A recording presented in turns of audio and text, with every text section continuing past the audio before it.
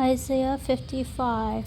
So God invites everyone who thirsts come to the water, and then even if you have no money, come and buy and eat, buy wine and milk without cost.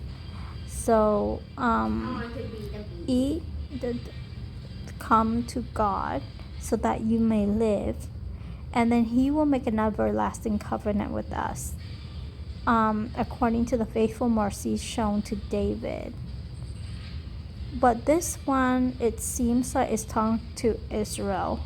I don't know if it's talking to non-Jews also, because specifically it's saying they will call a nation that they do not know, and a nation that doesn't know them will run to them. Because He has glorified you, that means glorified Israel. So this is talking about the Jewish people, the Israelites. And so I feel like even it said everyone who thirsts, you there. So I'm not sure if the you in verse 1 is for non-Jews, because the rest of this part is about the Jews, the Israelites. However, God did show that He is merciful toward the Israelite. He glorifies them, and that nations will come to them. And it sounds to me like this nation can be the United States, like the United States fit this description. And then God also says, seek the Lord while He may be found, call upon Him while He is near. And this has been like one of the verses that I like, but now that I read in this context, I don't know if it's still talking about the Israelite or it's talking about the non-Jews. I would prefer that it talks about non-Jews, about us.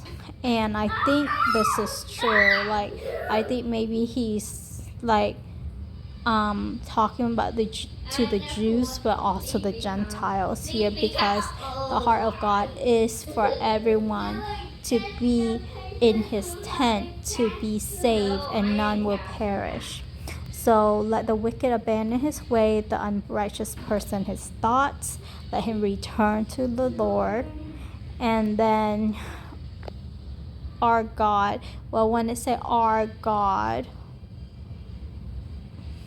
I'm not sure if I should be having this distinction between Jew and non-Jews, especially since we already know that Jesus died for all. So when reading, maybe it was written for the Jews, but now that because the faith is open up, I don't know if distinguishing if the text was originally written for Jews or non-Jews is still important. I have a feeling like no, and I shouldn't be doing it. But yes, God's thoughts are not our thoughts. God's way are not our ways. His way is higher than our way. His thoughts than our thoughts. And then His word will not return to Him empty. It has a purpose, and it will succeed in that purpose for which God sent it. And then we will go out with joy and be led in peace. And like it will be fruitful, everlasting sign which will not be eliminated, a memorial to the Lord.